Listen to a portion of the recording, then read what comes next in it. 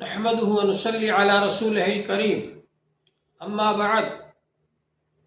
فقد قال رسول الله صلى الله عليه وسلم تركت فيكم امرين لن تضلوا ما تمسكتم بهما کتاب اللہ و سنت رسولہ۔ محترم حضرات، اللہ جل شانہ نے ہم کو دنیا میں بھیجا اور ہمارے کھانے پینے کا انتظام فرمایا، رہنے کا انتظام فرمایا۔ اللہ تعالیٰ نے ہمارے لیے زندہ رہنے کے لیے سانس لینے کا، آکسیجن کا انتظام فرمایا۔ اللہ تبارک و تعالیٰ نے یہ ظاہری زندگی اور جسمانی زندگی برقرار رکھنے کے لیے جس طرح سے کھانے کا انتظام فرمایا، پانی کا انتظام فرمایا، سانس لینے کے لیے آکسیجن اور ہوا کا انتظام فرمایا، اسی طرح اللہ جل شانہ نے انسان کے لیے ہدایت کا بھی انتظام فرمایا، کیونکہ جس طرح سے انسان کے لیے کھانا پینا ضروری ہے جسمانی زندگی کے لیے، ایسے ہی روحانی زندگی کے لیے ضروری ہے ہدایت حاصل کرنا۔ اور وہ ہدایت حاصل کرنے کا طریقہ کیا ہے کہ اللہ تبارک و تعالیٰ کا جو کلام آیا ہے، اللہ تعالیٰ کی طرف سے جو رہنمائی اور رہبری اور احکام آئے ہیں، اس کو سمجھا جائے، پڑھا جائے، سیکھا جائے، حاصل کیا جائے۔ تو اللہ جل شانہ نے ہدایت کا بھی انتظام فرمایا، اور حضرت آدم علیہ السلام جو سب سے پہلے انسان ہیں، جن کو تمام انسانوں کے ابا بنا کر اللہ تعالیٰ نے پیدا فرمایا اور ان کو زمین پر اتارا، تو اللہ تعالیٰ نے ان کو سب سے پہلا نبی بھی بنایا اور ہدایت کا سلسلہ بھی ان کے ذریعے سے جاری فرمایا۔ اور اللہ تبارک و تعالیٰ نے اپنا کلام بھیجنے کا اور اپنی وحی بھیجنے کا سلسلہ جاری فرمایا حضرت آدم علیہ السلام کے زمانے سے۔ اور پھر اللہ جل شانہ نے حضرت آدم علیہ السلام کے بعد مسلسل انبیاء علیہ السلام بھیجے۔ انبیاء علیہ السلام ہر زمانے میں، ہر قوم میں، ہر علاقے میں، ہر جگہ پر آتے رہے اور وہ انسان کو اللہ جل شانہ سے تعلق جوڑنے کی ہدایت کرتے رہے کہ انسان اللہ سے تعلق رکھے، اللہ سے تعلق جوڑے۔ یہ ہدایت دیتے رہے انبیاء علیہ السلام ہر زمانے میں آ کر، اور آخر میں حضور پاک صلی اللہ علیہ وسلم تشریف لائے۔ حضور پاک صلی اللہ علیہ وسلم نبی بنائے جانے کے اعتبار سے سب سے پہلے نبی ہیں۔ حضرت آدم علیہ السلام جب پانی اور مٹی کے درمیان تھے، اس وقت بھی حضور پاک صلی اللہ علیہ وسلم نبی تھے، یعنی آپ کے اوپر نبوت کا فیضان کر دیا گیا تھا، نبوت کا دروازہ حضور صلی اللہ علیہ وسلم کے ذریعے سے کھولا گیا، آپ کو پہلے نبی بنایا گیا، آپ کی نبوت کا پہلے اعلان کیا گیا، آپ کی نبوت کو پہلے ظاہر کیا گیا، اور اس کے بعد پھر آدم علیہ السلام اور نوح علیہ السلام اور دیگر انبیاء علیہ السلام کو نبی بنانے کا سلسلہ جاری رہا۔ تو نبی بنائے جانے کے اعتبار سے حضور پاک صلی اللہ علیہ وسلم سب سے پہلے نبی ہیں، اور بھیجے جانے کے اعتبار سے آخری نبی ہیں، نبی آخر الزماں ہیں۔ اور دیگر انبیاء علیہ السلام نے آ کر بھی حضور پاک صلی اللہ علیہ وسلم کے بارے میں خوشخبریاں سنائیں، پیشن گوئیاں سنائیں کہ ہمارے بعد ایک اور نبی آنے والے ہیں، اور وہ نبی آخر الزماں ہوں گے، اور جب وہ آ جائیں تو تم لوگ ان پر ہی ایمان لانا۔ بہرحال حضور پاک صلی اللہ علیہ وسلم کو اللہ جل شانہ نے نبی بنا کر کے بھیجا، اور حضور پاک صلی اللہ علیہ وسلم کے بعد اب قیامت تک کوئی نبی نہیں آئیں گے۔ اگر کوئی نبی ہونے کا دعویٰ کرے تو وہ جھوٹا ہے، مکار ہے، اس کی بات میں ہرگز نہ آنا، اس لیے کہ نبی صلی اللہ علیہ وسلم آخری نبی ہیں، اور اللہ جل شانہ نے قرآن پاک میں آپ نے فرما دیا آپ کے بارے میں کہ آپ خاتم النبیین ہیں، آپ آخری نبی ہیں، اب آپ کے بعد کوئی نبی آنے والا نہیں ہے۔ یہی وجہ ہے کہ جب نبی علیہ السلام کے زندگی ہی میں مسیلمہ کذاب نے نبوت کا دعویٰ کیا، اسود عنسی نے نبوت کا دعویٰ کیا، تو ان کو جھوٹا نبی کہا گیا۔ اور حضور پاک صلی اللہ علیہ وسلم کی وفات کے بعد حضرت ابوبکر رضی اللہ تعالیٰ عنہ جب خلیفہ بنے اور مرتد لوگوں نے مرتد ہونا شروع کر دیا، کچھ لوگوں نے مرتد بننا شروع کر دیا اور مرتد لوگوں نے زیادہ سر اٹھایا اور وہ لوگ جڑ گئے مسیلمہ کذاب سے، اور مسیلمہ کذاب نے ایک پارٹی بنا لی۔ تو اس موقع پر حضرت ابوبکر رضی اللہ تعالیٰ عنہ نے مسیلمہ کذاب سے جہاد کرنے کے لیے حضرت خالد بن ولید رضی اللہ عنہ کو امیر بنا کر ایک لشکر بھیجا۔ انہوں نے جا کر کے جہاد کیا مسیلمہ کذاب سے، اور جو لوگ سمجھ گئے اس بات کو کہ یہ جھوٹا نبی ہے، ان کو دوبارہ اسلام میں آنے کی دعوت دی اور وہ دوبارہ اسلام میں آ گئے۔ تو بہرحال معلوم یہ ہوا کہ نبی صلی اللہ علیہ وسلم آخری نبی ہیں۔ جیسا اللہ کے علاوہ کسی کو اگر کوئی معبود مناتا ہے، کسی کو اگر کوئی شخص اپنا رب مانتا ہے، اپنا معبود مانتا ہے، اپنا خدا مانتا ہے، اس کی پوجا پاٹ کرتا ہے، اس کی عبادت کرتا ہے، تو وہ اللہ تعالیٰ کی نظر میں صحیح نہیں ہے۔ اللہ تعالیٰ کی نظر میں ایسا آدمی جو ایک اللہ کے سوا غیر اللہ کی عبادت کرتا ہے، وہ اللہ تعالیٰ کی نظر میں بے ایمان ہے، مشرک ہے، اور وہ ہرگز اس کا دین قابل قبول نہیں ہوگا۔ وَمَن يَبْتَغِ غَيْرَ الْإِسْلَامِ دِينًا فَلَن يُقْبَلَ مِنْهُ، اسلام کے علاوہ جو دوسرے دین کو اختیار کرے گا وہ ہرگز قبول نہیں کیا جائے گا اللہ تعالیٰ کے یہاں۔ تو جس طرح سے یہ ضروری ہے کہ ہم اللہ کو ایک مانیں، قُلْ هُوَ اللَّهُ أَحَدٌ، آپ کہہ دیجئے کہ وہ اللہ ایک ہے، اکیلا ہے۔ اللہ الصمد، اللہ تو بے نیاز ہے، اس کو کسی کی ضرورت نہیں، وہ کسی کا محتاج نہیں، اس کو کسی کی ضرورت نہیں، وہ تو بے نیاز ہے۔ اللہ الصمد، لم یلد ولم یولد، وہ نہ کسی کا باپ ہے، نہ اس کی کوئی اولاد ہے، نہ اس کا کوئی ماں باپ ہے، وہ نہ کسی سے پیدا ہوا نہ اس سے کوئی پیدا ہوا، اس کا کوئی ہم جنس نہیں، اس جیسا کوئی ہے ہی نہیں۔ تو ظاہر بات ہے کہ جب اس جیسا کوئی دوسرا ہے ہی نہیں تو نہ اس کی اولاد ہے نہ اس کے ماں باپ ہے، وہ اکیلا ہے، تنہا ہے، اس کو ان سب چیزوں کی کوئی ضرورت نہیں، وہ تو بے نیاز ہے، وہ ان سب کا کسی کا محتاج نہیں۔ تو جس طرح سے اللہ کو ایک ماننا ضروری ہے، توحید ضروری ہے ایمان کے لیے، اسی طرح سے یہ ضروری ہے کہ رسول پاک صلی اللہ علیہ وسلم کو آخری نبی مانا جائے، کہ آپ کے بعد اب کوئی نبی آنے والا نہیں، اور اگر کوئی رسول پاک صلی اللہ علیہ وسلم کے بعد کسی اور کو نبی مانتا ہے، کسی اور کو رسول مانتا ہے، تو ظاہر بات ہے کہ وہ گمراہ ہے، اللہ تعالیٰ کے بتائے ہوئے راستے سے بھٹک گیا، وہ گمراہ ہو گیا۔ اور ایسا آدمی جو سیدھے راستے سے بھٹک جائے، گمراہ ہو جائے، وہ جہنم میں جائے گا، اور جو اس کو ماننے والے ہیں وہ بھی جہنم میں جائیں گے۔ ہم لوگ جب روزانہ دعا کرتے ہیں نماز کے اندر، اہدنا الصراط المستقیم، اللہ تعالی ہم کو سیدھا راستہ دکھائیے، صراط الذین انعمت علیہم، ان لوگوں کا راستہ دکھائیے جن پر آپ نے انعام کیا ہے، غیر المغضوب علیہم ولا الضالین، ان کے راستے سے بچائیے، جو گمراہ ہو گئے، بھٹک گئے، ان کے راستے سے ہم کو بچائیے، اور جو انعام یافتہ ہیں، جنہوں نے انعام حاصل کر لیا، ان کے راستے پر ہم کو چلائیے۔ یہ ہم روزانہ دعا کرتے ہیں، اور اللہ جل شانہ نے ہدایت کے لیے صحیفے نازل فرمائے، قرآن پاک نازل فرمایا، اور قرآن پاک میں جگہ جگہ یہ بتلایا، ھدی للمتقین، جو تقوی کے راستے پر چلنا چاہے، اللہ سے تعلق جوڑنا چاہے، یہ قرآن پاک، یہ کتاب ان کو سیدھا راستہ بتانے والی ہے، رہبری کرنے والی ہے۔ کہیں فرمایا ھدی للناس، یہ کتاب تمام انسانوں کو رہبری کرنے والی ہے، ہدایت دینے والی ہے، سیدھا راستہ دکھانے والی ہے۔ وبینات من الہدی والفرقان، اور اس کتاب کے اندر کھلے ہوئے دلائل موجود ہیں، کھلی ہوئی نشانیاں موجود ہیں، اور اس کا ایک نام فرقان بھی ہے۔ فرقان کے معنی حق اور باطل میں فرق بتلانے والا، جائز اور ناجائز میں فرق بتلانے والا، حلال اور حرام میں فرق بتلانے والا۔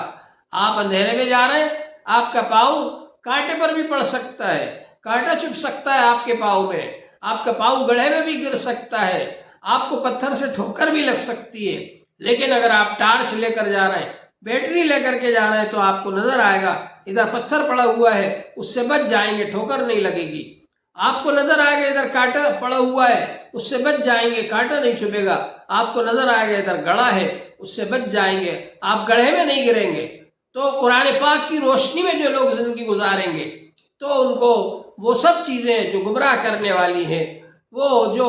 شیطانی چیزیں ہیں اور انسان کو سیدھے راستے سے ہٹانے والی ہیں، وہ نظر آئیں گی اور وہ ان سے بچ کر کے سیدھے راستے پر چلا جائے گا۔ اللہ تعالیٰ نے جو سیدھا راستہ بتایا ہے اس راستے پر جائے گا وہ۔ تو یہ ہے ہدایت، ہدی للناس قرآن پاک۔ اور قرآن پاک فرقان بھی ہے، حق اور باطل میں فرق بتلانے والا ہے، جائز اور ناجائز میں فرق بتلانے والا ہے، حلال اور حرام میں فرق بتلانے والا ہے، اچھے اور برے میں فرق بتلانے والا ہے۔ تو ہدایت حاصل کرنے کے لیے ضروری ہے کہ ہم قرآن پاک کا علم حاصل کریں، قرآن پاک سے جڑیں ہم۔ اور اس کا طریقہ یہ ہے کہ یا تو خود عالم بنے، قرآن پاک کا علم حاصل کریں، اگر خود عالم نہیں بن سکتے تو کم سے کم علماء کرام کے پاس بیٹھیں اور ان سے کہیں کہ آپ ہم کو قرآن پاک کا ترجمہ سنا دیا کریں۔ روزانہ اگر ایک ایک صفحہ بھی آپ نے قرآن پاک کا ترجمہ سنا تو آپ کو سمجھ میں آئے گا کہ اللہ جل شانہ نے ہمارے لیے کیا محبت بھرا پیغام بھیجا ہے، اللہ تبارک و تعالی نے ہمارے لیے کیا پیغام بھیجا ہے اور کیا احکام بھیجے ہیں، کیا دستور زندگی بھیجا ہے، اس کے مطابق آپ کو عمل کرنے کا شوق پیدا ہوگا۔ تو قرآن پاک ایسی چیز ہے کہ جب حضور پاک صلی اللہ علیہ وسلم کے پاس کٹر سے کٹر کافر بھی آتے تھے تو حضور پاک صلی اللہ علیہ وسلم ان کو قرآن پاک سناتے تھے، اور وہ لوگ قرآن پاک سن کر زندگی بھر کا کفر و شرک چھوڑ کر ایمان میں داخل ہو جاتے تھے۔ اس لیے کافر لوگ حضور صلی اللہ علیہ وسلم کو ساحر کہتے تھے، جادوگر کہتے تھے، حالانکہ وہ جادو نہیں تھا، وہ تو قرآن پاک کی تاثیر تھی۔ اور حضور پاک صلی اللہ علیہ وسلم کی مبارک زبان سے جب قرآن پاک کے الفاظ ادا ہوتے تھے تو ان میں کتنی زیادہ تاثیر ہوگی۔ بہرحال اللہ جل شانہ نے ہدایت حاصل کرنے کے لیے ایک تو یہ چیز ضروری بتلائی کہ ہم لوگ قرآن پاک کو پڑھیں یا قرآن پاک کو سنیں کہ اس میں کیا لکھا ہوا ہے۔ روزانہ اگر ہم نے ایک ایک صفحہ ترجمہ سنا، ایک ایک رکوع بھی اگر ترجمہ سنا تو اس سے ہم کو زندگی بھر کی ہدایات معلوم ہوں گی کہ ہم کو زندگی میں کیا کرنا ہے۔ تو قرآن پاک کو ہم سمجھیں، قرآن پاک کو سمجھنے کی کوشش کریں۔ قرآن پاک اس لیے آیا ہے تاکہ انسان زندگی میں اس کو سمجھے۔ قرآن پاک کو بند کر کے آپ نے جزدان میں رکھ دیا اور جب کسی کا انتقال ہو جاتا ہے تب نکالتے ہیں کہ بھئی قرآن پاک پڑھو۔ یقیناً اس سے بھی فائدہ ہوتا ہے، مردوں کو ثواب پہنچتا ہے، اس کا ہم انکار نہیں کرتے، بلکہ وہ بھی ثابت ہے کہ مردوں کو ثواب پہنچتا ہے۔ لیکن اصل تو قرآن پاک اس لیے آیا ہے کہ زندہ لوگ قرآن پاک کو سمجھیں اور اس کی روشنی میں زندگی گزاریں۔ تو قرآن پاک کو آپ حضرات نے بند کر کے رکھ دیا۔ ہدایت حاصل کرنے کے لیے سب سے زیادہ ضروری چیز یہ ہے کہ آپ قرآن پاک کو سمجھنے کی کوشش کریں۔ جگہ جگہ جہاں علماء کرام امام ہیں یہ کوشش کریں، آپ ان سے عرض کریں، درخواست کریں کہ وہ علماء کرام چاہے تو دیکھ کر ہی ترجمہ سنا دیا کریں۔ اب تو شاہ عبد القادر دہلوی رحمۃ اللہ علیہ کا ترجمہ آ گیا اردو میں۔ حضرت شاہ عبد القادر دہلوی رحمۃ اللہ علیہ کے ترجمے کو علماء نے الہامی ترجمہ کہا ہے، اور حضرت شیخ الہند رحمۃ اللہ علیہ کا ترجمہ آ گیا جو انہوں نے جیل میں ترجمہ کیا۔ حضور پاک صلی اللہ علیہ وسلم نے فرمایا ہے کہ ترکت فیکم امرین، میں تمہارے لیے دو چیزیں چھوڑ کر جا رہا ہوں، کتاب اللہ و سنت رسولہ، اللہ کی کتاب ہے اور اللہ کے رسول صلی اللہ علیہ وسلم کا طریقہ ہے، سنتیں ہیں۔ یہ سرچشمہ ہدایت کا، جب تک قرآن پاک اور سنت رسول اللہ کو مضبوطی سے پکڑے رہو گے تو کبھی گمراہ نہیں ہوگے، کوئی تم کو گمراہ نہیں کر سکے گا۔ تو یہ ضروری ہے کہ ہم علماء کرام سے جڑیں۔ علماء کرام سے اگر ہم جڑیں گے تو کوئی ہم کو گمراہ نہیں کر سکے گا۔ موجودہ زمانے کے اندر جتنے بھی گمراہ کرنے والی پارٹیاں ہیں، جتنے بھی گمراہ کرنے والی تنظیمیں اور جماعتیں ہیں، وہ سب سے پہلے یہ کوشش کرتے ہیں کہ آپ کو علماء کرام سے بدگمان کر دیں، علماء کرام سے آپ کا تعلق قائم نہ رہے، علماء کرام کے پاس آپ نہ جائیں، ان کی باتوں کو آپ نہ سنیں، ان سے آپ قرآن حدیث نہ سنیں اور استفادہ نہ کریں، مسائل نہ پوچھیں، اور ان کو گالیاں دینے لگے، ان کو برا کہنے لگے، ان سے دور رہنے لگے، اس کے بعد پھر وہ لوگ گمراہ کرتے، اس کے بعد پھر گمراہ کرنا ان کے لیے آسان ہو جاتا ہے۔ چنانچہ جتنے بھی گمراہ لوگوں کے ہتھے چڑھتے ہیں اور گمراہ لوگوں کی باتوں میں آتے ہیں، وہ گمراہ پارٹیوں کے ساتھ ہو جاتے ہیں، گمراہ تنظیموں کے ساتھ ہو جاتے ہیں، گمراہ لوگوں کے ساتھ ہو جاتے ہیں۔ وہی لوگ ہوتے ہیں جو علماء کرام سے بدگمانی رکھتے ہیں، علماء کرام سے دور رہتے ہیں، اور اس کے نتیجے میں وہ لوگ دوسروں کا شکار ہو جاتے ہیں، گمراہ کرنے والوں کا شکار ہو جاتے ہیں، اور وہ لوگ ان کو گمراہ کر دیتے ہیں۔ تو بہرحال ضروری ہے کہ ہم قرآن پاک سے اپنا تعلق جوڑیں، قرآن پاک کو سمجھنے کی کوشش کریں، اور جہاں قرآن پاک کی تفسیر بیان کی جاتی ہے یا قرآن پاک کا ترجمہ بیان کیا جاتا ہے، علماء کرام بیان کر رہے ہیں، ان کی مجلس میں ہم جا کر کے بیٹھیں۔ اسی طرح یہ بھی ضروری ہے کہ ہم اللہ والوں سے جڑیں۔ اللہ تعالیٰ نے ہمارے لیے جہاں کتاب اللہ نازل فرمائی، وہاں رجال اللہ کا انتظام بھی فرمایا۔ اللہ تعالیٰ یہ بھی کر سکتے تھے کہ آپ کے لیے قرآن پاک کو خانہ کعبہ پر لٹکا دیا جاتا، ایک رسی میں باندھ کر قرآن پاک کو آسمان سے خانہ کعبہ پر بھیج دیا جاتا، اور یہ کہہ دیا جاتا سب لوگ قرآن پاک کو پڑھ لو اور اس پر عمل کر لو۔ لیکن اللہ جل شانہ نے ایسا نہیں کیا، بلکہ حضور پاک صلی اللہ علیہ وسلم کو پہلے پیدا فرمایا، اور حضور پاک صلی اللہ علیہ وسلم 40 سال تک نبی بننے سے پہلے زندہ رہے، اور یہ 40 سالہ زندگی حضور صلی اللہ علیہ وسلم کی اتنی ٹھوس ہے، اتنی مضبوط ہے، اتنی بہتر ہے، ایسی آئیڈیل اور نمونہ ہے کہ مکے کے لوگ بھی حضور صلی اللہ علیہ وسلم نے جب نبی ہونے کا دعویٰ کیا اور یہ فرمایا کہ میں اللہ کا نبی ہوں، تو مکے کے لوگ حسد اور بغض کی وجہ سے اور اپنی ظاہری طور پر حضور صلی اللہ علیہ وسلم سے مخالفت رکھنے کی وجہ سے یہ تو کہتے تھے کہ آپ جھوٹے ہیں یا جادوگر ہیں یا کاہن ہیں، لیکن انہوں نے حضور صلی اللہ علیہ وسلم کے کردار پر، حضور صلی اللہ علیہ وسلم کے اخلاق پر، حضور صلی اللہ علیہ وسلم کی زندگی پر کبھی کوئی سوالیہ نشان نہیں لگایا، بلکہ یہی کہا ما جربنا علیک الا صدقا، ہم نے آپ کے بارے میں سچائی کا ہی تجربہ کیا ہے، کبھی آپ نے جھوٹ نہیں بولا۔ حتیٰ کہ حضور صلی اللہ علیہ وسلم کو نبی بننے سے پہلے مکے کے لوگ آپ کو صادق اور امین کہہ کر پکارتے تھے، ادب کی وجہ سے نام نہیں لیتے تھے، آپ کو سچا کہتے تھے، آپ کو امانت دار کہتے تھے، اور حضور پاک صلی اللہ علیہ وسلم خدمت خلق میں سب سے آگے رہتے تھے۔ تو یہ جو حضور پاک صلی اللہ علیہ وسلم کی 40 سالہ زندگی ہے، یہ 40 سالہ زندگی نبی بنائے جانے سے پہلے کی، یہ سب کفار دیکھ رہے تھے، اس لیے حضور پاک صلی اللہ علیہ وسلم جب نبی بنائے گئے تو ان کی یہ ہمت نہیں ہوئی، یہ حوصلہ نہیں ہوا کہ حضور صلی اللہ علیہ وسلم کو جھوٹا کہیں، حضور صلی اللہ علیہ وسلم کے بارے میں کوئی انگشت نمائی کرے اور یہ کہے کہ آپ ایسے ہیں ویسے ہیں۔ کیریکٹر پر اور کردار پر وہ ایک انگلی نہیں اٹھا سکے اور ایک حرف نہیں کہہ سکے۔ یہ 40 سالہ زندگی بھی حضور صلی اللہ علیہ وسلم کی ایک ٹھوس نمونہ ہے، اور یہ ثبوت ہے اس بات کا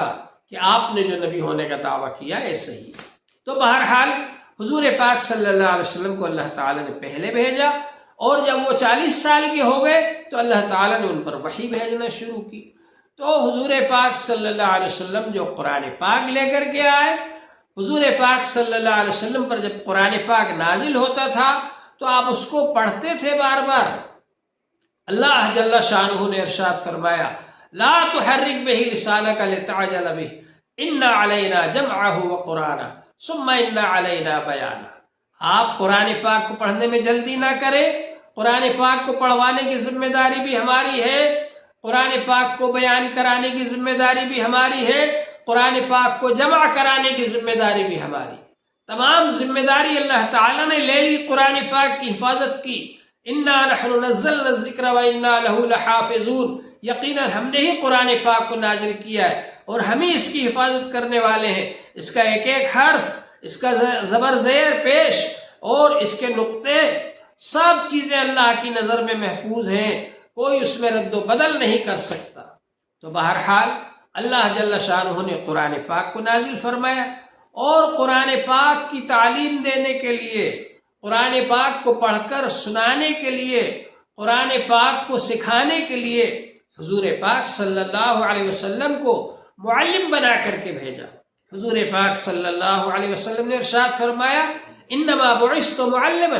مجھے معلم بنا کر کے بھیجا گیا۔ اللہ جل شانہ نے قرآن پاک میں نازل فرمایا، جہاں حضور صلی اللہ علیہ وسلم کے فرائض منصبی بتائے، جہاں یہ بتلایا کہ رسول پاک صلی اللہ علیہ وسلم تشریف لائے ہیں تو آپ کا کیا کام ہے، کس کام کے لیے آپ کو بھیجا گیا ہے، تو اللہ تبارک و تعالی نے ارشاد فرمایا یتلو علیہم آیاتہ، نبی پاک صلی اللہ علیہ وسلم کا کام یہ ہے کہ آپ قرآن پاک کی آیتوں کو تلاوت کر کے سناتے ہیں۔ قرآن پاک کو کتنے لہجوں میں نازل کیا گیا،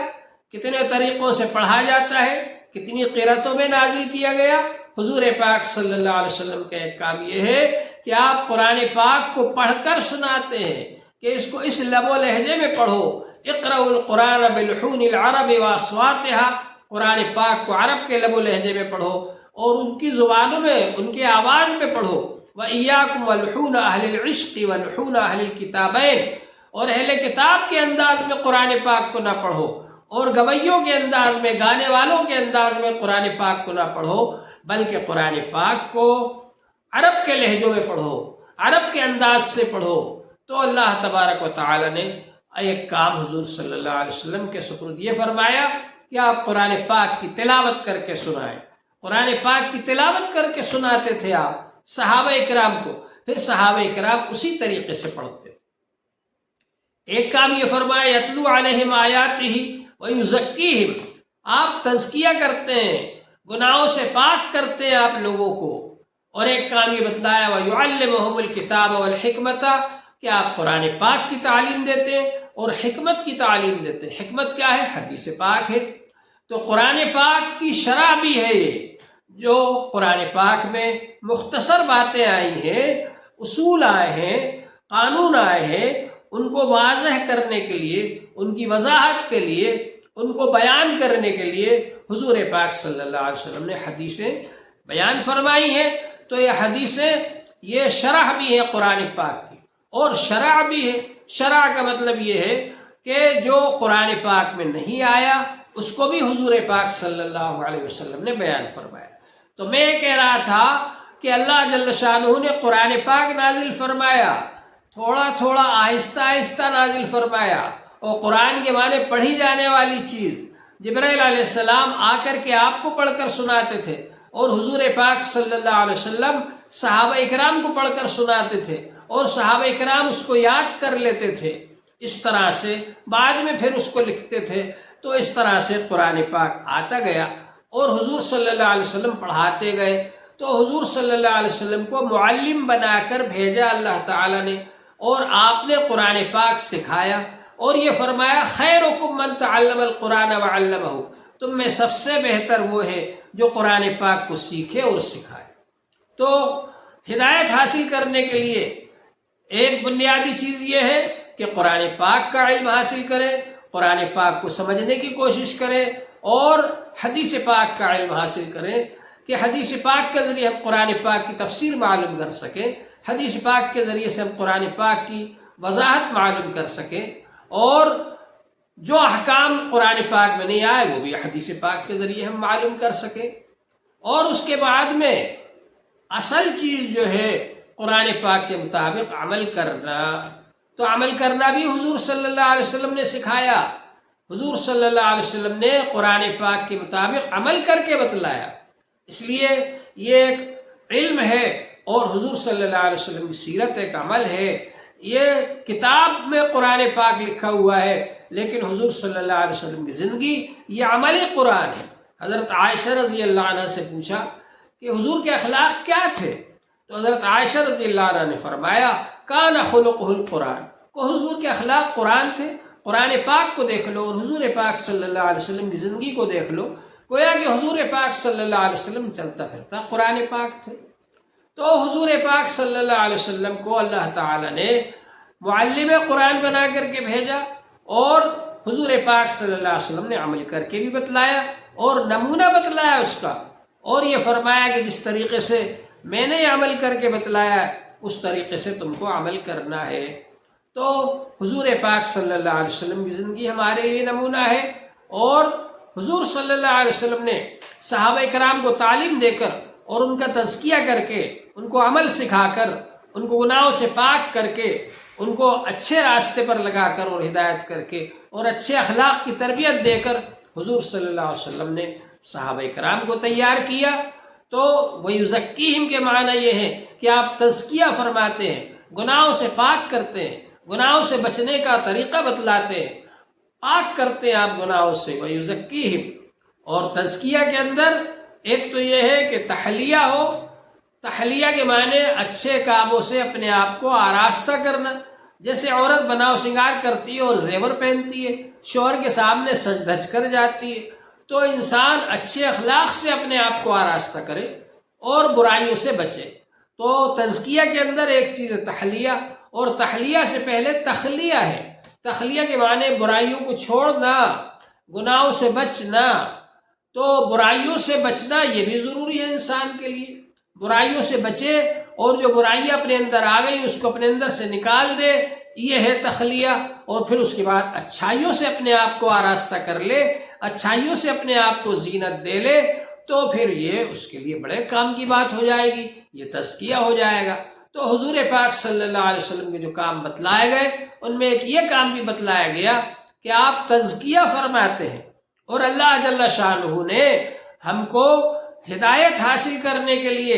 جہاں قرآن پاک عطا فرمایا کہ ہم قرآن پاک کا علم حاصل کریں، اور قرآن پاک میں جگہ جگہ فرمایا کہ ھدی للناس ہے، تمام انسانوں کے لیے ہدایت ہے، ہدایت دینے والی کتاب ہے، رہبری کرنے والی کتاب ہے۔ وہیں پر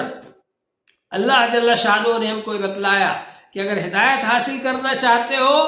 تو جن پر اللہ نے انعام کیا ہے ان کے راستے پر چلو۔ تو اللہ والوں کا ہم کو پتہ بتلایا کہ رجال اللہ کا پتہ بتلایا کہ اللہ والوں سے جڑو۔ اگر ہدایت حاصل کرنا ہے تو ایک طرف قرآن پاک کا علم حاصل کرو، اور ایک طرف اللہ والوں سے جڑو، وہ عمل کرنا سکھائیں گے، وہ سیدھا راستہ بتائیں گے، وہ گمراہی سے بچائیں گے۔ تو جس طرح یہ ضروری ہے کہ ہم قرآن پاک کو پڑھیں، اسی طرح یہ بھی ضروری ہے کہ ہم علماء کرام سے جڑیں، اللہ والوں سے جڑیں، تاکہ ہم دین پر قائم رہیں مضبوطی کے ساتھ میں، اور کوئی ہم کو گمراہ نہ کر سکے۔ دور حاضر کے اندر جو لوگ گمراہ کرتے ہیں وہ ان لوگوں کو گمراہ کرتے ہیں جو علماء کرام سے جڑے ہوئے نہیں ہوتے، جو قرآن پاک سے جڑے ہوئے نہیں ہوتے، جو حدیث پاک سے جڑے ہوئے نہیں ہوتے، ان کو وہ آسانی سے گمراہ کر لیتے۔ اس وجہ سے ضرورت ہے اس بات کی کہ ہم لوگ دین پر قائم رہنے کی کوشش کریں، اور دین پر قائم رہنے کے لیے علماء کرام سے تعلق رکھیں، مدرسے والوں سے تعلق رکھیں، خانقاہ والوں سے تعلق رکھیں۔ اور اللہ تبارک و تعالی نے ہدایت کے لیے جو طریقے جاری فرمائے ہیں ان میں سے ایک طریقہ یہ ہے کہ صحابہ کرام نے حضور صلی اللہ علیہ وسلم کی رہبری میں جہاد کیا۔ صحابہ کرام نے حضور صلی اللہ علیہ وسلم کے زمانے میں جو دعوت و تبلیغ کی، وہ دعوت و تبلیغ جہاد کے ساتھ ہوتی تھی، اور پھر بعد میں اب اس زمانے کے اندر دعوت و تبلیغ بغیر جہاد کی ہوتی ہے۔ جیسے مکی زندگی کے اندر صرف دعوت و تبلیغ تھی، جہاد نہیں تھا، تو جہاں پر ہم لوگ اس حالت میں ہیں کہ وہاں مکے جیسے حالات ہیں، مکی زندگی جیسے حالات ہیں، تو وہاں پر بغیر جہاد کے دعوت و تبلیغ کرنا پڑے گی۔ تو دعوت و تبلیغ بھی کی صحابہ کرام نے، اور غیر مسلموں کو بھی دعوت دی، اور اپنے بھائیوں کو بھی دین کی طرف بلایا۔ تو یہ سب طریقے ہم کو اختیار کرنا چاہیے۔ دوسرا یہ کہ تعلیم، علم حاصل کرنا، علماء کرام سے جڑنا، دینی مدارس سے جڑنا، یہ بھی ضروری ہے ہمارے لیے۔ دینی مدارس سے جو بچھڑ جائے گا، چھوٹ جائے گا، ہٹ جائے گا، وہ بھی گمراہ ہو جائے گا، یہ بھی ضروری ہے۔ تیسری بات یہ کہ تزکیہ یعنی اپنے اخلاق کو پاک کرنا، گناہوں سے بچنا، گناہوں سے بچانا، گناہوں سے پاک ہونا، یہ بھی ضروری ہے ہمارے لیے۔ یہ کام اولیاء کرام نے کیا۔ تو صحابہ کرام کے زمانے میں دعوت و تبلیغ جہاد کے ساتھ ہوتی تھی، تو انہوں نے جہاد بھی کیا، دعوت و تبلیغ کا کام بھی کیا، اور علم بھی حاصل کیا، اور دوسروں کو تعلیم بھی دی۔ صحابہ کرام نے حضور پاک صلی اللہ علیہ وسلم سے علم بھی حاصل کیا، اور دوسروں کو تعلیم بھی دی، حتیٰ کہ صحابہ کرام کا یہ حال تھا کہ وہ آپس میں معاہدہ کر لیتے تھے کہ بھائی آج میں جاؤں گا حضور صلی اللہ علیہ وسلم کی خدمت میں اور تم دکان پر بیٹھ جانا، اور کل میں دکان پر بیٹھ جاؤں گا اور تم جا کر حضور صلی اللہ علیہ وسلم سے علم حاصل کرنا، اور پھر جو تم نے سیکھا ہے وہ تم مجھے سکھا دو، اور جو میں نے سیکھا ہے وہ میں تم کو سکھا دوں۔ اس طرح سے انہوں نے علم بھی حاصل کیا حضور پاک صلی اللہ علیہ وسلم سے، اور اپنی دکان پر بھی کام کرتے رہے، یعنی کسب حلال مال کمانے کی کوشش بھی کرتے رہے۔ تو بہرحال صحابہ کرام نے یہ کام بھی کیا اور تزکیے کا کام بھی کیا، گناہوں سے پاک بھی کرتے تھے، لوگوں کو برائیاں چھڑاتے تھے، اچھائیاں بتاتے تھے، یہ سلسلہ بھی انہوں نے جاری رکھا۔ اس کے بعد میں پھر وہ دور آیا جب کہ حدیث کی کتابیں لکھی گئیں، اور اس زمانے کے اندر علماء کرام نے خاص توجہ دی اس بات پر کہ حدیث کے ذخیرے کو جمع کر لیا جائے کتابوں کے اندر، یعنی یوں کہیے کہ علماء کرام کا دور آیا تو اس زمانے میں بھی علماء کرام نے بھی ان تینوں چیزوں کو جوڑے رکھا، حدیث پاک بھی جمع کی، انہوں نے پڑھنے پڑھانے کا سلسلہ جاری کیا، بڑی بڑی کتابیں لکھی، اور اس کے ساتھ میں یہ کہ دعوت و تبلیغ اور جہاد کا کام بھی جاری رکھا۔ حضرت عبداللہ بن مبارک رحمۃ اللہ علیہ، امام بخاری کے بھی استاذ ہیں، امام ابو حنیفہ رحمۃ اللہ علیہ کے شاگرد ہیں، وہ فرماتے ہیں کہ میرا دل یہ چاہتا ہے کہ میں 6 مہینے جہاد کروں اور 6 مہینے اعتکاف کروں، مسجد میں رہوں۔ تو انہوں نے ان دونوں چیزوں کو جمع فرمایا، ایک طرف تو انہوں نے جہاد کو بھی اور دعوت و تبلیغ کو بھی جمع فرمایا، اور اتنے بڑے عالم تھے، امام بخاری رحمۃ اللہ علیہ کے بھی استاذ تھے، امیر المومنین فی الحدیث تھے وہ عبداللہ بن مبارک رحمۃ اللہ علیہ۔ تو انہوں نے حدیث علم کو بھی جمع فرمایا اور تزکیے کو بھی جمع فرمایا، اپنے آپ کو پاک کیا، امام ابو حنیفہ رحمۃ اللہ علیہ کے شاگرد بنے۔ تو یہ جذبہ ہمارے اندر ہونا چاہیے کہ ہم تینوں چیزوں کو جمع کر لیں۔ امام ابو حنیفہ رحمۃ اللہ علیہ ہزاروں مسائل انہوں نے نکالے، قرآن و سنت کو سامنے رکھ کر کے ہزاروں مسائل بیان فرمائے، حدیث کو سامنے رکھ کر، قرآن پاک کو سامنے رکھ کر کے، کتنے بڑے عالم تھے، کتنی حدیثیں ان کو یاد تھی، اور اس کے ساتھ میں انہوں نے تزکیہ بھی کیا، اپنا تزکیہ بھی کیا اور لوگوں کا بھی کیا۔ فرمایا کہ اگر میں 2 سال اپنے آپ کو اصلاح کرنے کے لیے اگر حضرت امام جعفر صادق رحمۃ اللہ علیہ کی خدمت میں نہیں رہتا تو میں ہلاک ہو جاتا۔ تو انہوں نے حضرت امام جعفر صادق رحمۃ اللہ علیہ کی خدمت میں رہ کر 2 سال تک اپنا تزکیہ کیا، اور پھر دوسرے لوگوں کا تزکیہ کیا، دوسروں کو گناہوں سے پاک کیا۔ تو تینوں کام کیے انہوں نے بھی۔ اسی طرح سے جتنے اللہ والے گزرے ہیں ان سب نے تینوں کام کیے۔ تو جو علم کا دور تھا اس زمانے میں بھی یہ تینوں کام جوڑ کر چلتے رہے وہ، حالانکہ انہوں نے زیادہ مشغلہ بنایا علم حاصل کرنے کو، پڑھنے پڑھانے کو، لیکن ان دونوں چیزوں کو بھی لے کر کے چلتے رہے وہ۔ پھر اس کے بعد جو اولیاء کرام کا زمانہ آیا تو اولیاء کرام نے مشغلہ بنایا اصلاح باطن کو، دل کی اصلاح کو، اور لوگوں کے تزکیے کو، لوگوں کو پاک و صاف کرنے کو، اور خانقاہیں کھولی انہوں نے۔ لیکن ان حضرات نے بھی پہلے حافظ بنے، عالم بنے، اور اس کے بعد اللہ والے بنے۔ یہ نہیں سمجھنا چاہیے کہ حضرات حافظ عالم نہیں بنے۔ حضرت خواجہ معین الدین اجمیری رحمۃ اللہ علیہ پہلے حافظ بنے، پھر عالم بنے، پھر اس کے بعد خواجہ عثمان ہارونی رحمۃ اللہ علیہ سے ان کا تعلق قائم ہوا، اور خواجہ عثمان ہارونی رحمۃ اللہ علیہ اتنے بڑے بزرگ تھے اس زمانے میں جس کو 3 لاکھ حدیثیں زبانی یاد ہوں ان کو حجت کہا جاتا تھا، جن کو 1 لاکھ حدیثیں حفظ یاد ہوں ان کو حافظ حدیث کہا جاتا تھا۔ خواجہ عثمان ہارونی رحمۃ اللہ علیہ کو 3 لاکھ حدیثیں زبانی یاد تھیں، ان کو حجت کہا جاتا تھا۔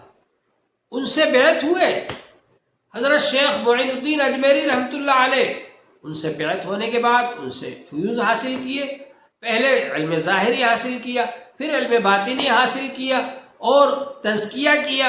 اور گناہوں سے پاک ہوئے، اور روحانی طاقت اور قوت حاصل کی، اور اس کے بعد حضرت خواجہ عثمان ہارونی رحمۃ اللہ علیہ حضرت خواجہ معین الدین اجمیری رحمۃ اللہ علیہ کو مکہ شریف لے گئے، اور اللہ تعالیٰ سے دعا کی کہ اللہ تعالیٰ میں نے یہ بچہ تیار کیا ہے، آپ اس کو قبول فرما لیجئے۔ پھر مدینہ شریف لے کر کے آئے، وہاں پر دعا کی اللہ تعالیٰ سے کہ اللہ تعالیٰ میں نے یہ بچہ تیار کیا ہے، اس کو آپ قبول فرما لیجئے۔ اور پھر حضرت خواجہ معین الدین اجمیری رحمۃ اللہ علیہ کا ارادہ مدینہ شریف میں ہی رہنے کا تھا، لیکن وہاں سے ان کو حکم ہوا کہ ہندوستان جاؤ اور وہاں جا کر کے دین کا کام کرو۔ پھر وہ یہاں پر آئے، اللہ تعالیٰ نے کتنا بڑا ان سے دین کا کام لیا، تبلیغ کی یہاں آ کر کے انہوں نے لاکھوں آدمیوں کو مسلمان بنایا۔ تو اللہ تبارک و تعالیٰ نے ان سے دین کا کام لیا۔ انہوں نے بھی ان تینوں چیزوں کو جوڑے رکھا، وہ حافظ بھی تھے، عالم بھی تھے، پڑھتے پڑھاتے بھی تھے لوگوں کو، اور تزکیہ بھی کرتے تھے، گناہوں سے پاک بھی کرتے تھے، خانقاہ بھی چلاتے تھے، مدرسہ بھی قائم تھا، اور اس سب کے ساتھ میں یہ کہ وہ اللہ والے تھے اور تبلیغ بھی کرتے تھے۔ لاکھوں آدمیوں کو مسلمان بنایا انہوں نے، اور ان کی اصلاح فرمائی، ظاہری حالات کی بھی اصلاح فرمائی، باطنی حالات کی بھی اصلاح فرمائی۔ اللہ تعالیٰ نے فرمایا ضرور ظاہر الاسم و باطنہ، ظاہری گناہ بھی چھوڑ دو، باطنی گناہ بھی چھوڑ دو۔ تو اللہ تبارک و تعالیٰ نے ان سے بہت بڑا کام لیا۔ شیخ عبد القادر جیلانی رحمۃ اللہ علیہ پہلے حافظ بنے، عالم بنے، بہت زبردست عالم تھے وہ، اور اس کے بعد میں پھر اللہ والے بنے اور اتنے بڑے ولی بنے کہ سارے اولیاء کرام کے سردار بن گئے۔ حضرت شیخ عبد القادر جیلانی رحمۃ اللہ علیہ، اللہ تعالیٰ نے ان کو کتنا نوازا، اور پھر ان کے جو بیٹے تھے، بہت سارے بیٹے تھے، وہ سب بھی عالم حافظ بنے اور قاری بنے اور دین کے خادم بنے۔ تو ہم کو ضروری ہے کہ ہم ان تینوں لائنوں سے تعلق رکھیں، دعوت و تبلیغ سے بھی ہم تعلق رکھیں، اور اہل مدارس سے، مدرسوں سے تعلق رکھیں، بچوں کو پڑھائیں دینی مدارس کے اندر داخل کر کے، اور ان کو حافظ عالم بنائیں، اور جو مدرسے چل رہے ہیں ان کی مدد کریں، تعاون کریں، اور اللہ والوں سے تعلق رکھیں، اللہ والوں سے جڑیں، ان کے پاس حاضر ہو، ان سے بیعت ہو، ان سے اپنی اصلاح کرائیں، اپنے دل میں جو وسوسے آتے ہیں ان کے سامنے ظاہر کریں تاکہ وہ اس کی اصلاح کریں۔ اس طرح سے ہمارے دل کی اصلاح ہوگی، اور جب دل کی اصلاح ہو جائے گی تو اعضاء اور جوارح سے اچھے اعمال ظاہر ہوں گے۔ تو یہ تینوں چیزوں سے جوڑ رکھنا چاہیے۔ ہدایت حاصل کرنے کے لیے دور حاضر میں بھی یہ ضروری ہے کہ ہم ان تینوں لائنوں سے تعلق رکھیں، علماء کرام سے بھی تعلق رکھیں، اہل مدارس سے بھی تعلق رکھیں، اہل خانقاہ سے بھی تعلق رکھیں، ان سے جڑ کر کے اپنی اصلاح کرائیں، اہل حق جو مشائخ ہیں ان سے جڑیں ہم، اور اسی طرح سے ضروری ہے کہ ہم علم کا نور حاصل کرنے کے بعد اور ذکر کا نور حاصل کرنے کے بعد اس کی تبلیغ کریں۔ پھر حضرت مولانا یوسف صاحب رحمۃ اللہ علیہ پرانے حضرت جی تھے، وہ حضرت جی ثانی تھے، وہ فرمایا کرتے تھے کہ علم کا نور حاصل کرو اور ذکر کا نور حاصل کرو، پھر اس کو لے کر کے گھومو تو تمہارے ذریعے سے نور پھیلے گا۔ اللہ تبارک و تعالی ہم سب کو اس کی توفیق عطا فرمائے۔ وآخر دعوانا ان الحمد للہ رب العالمین۔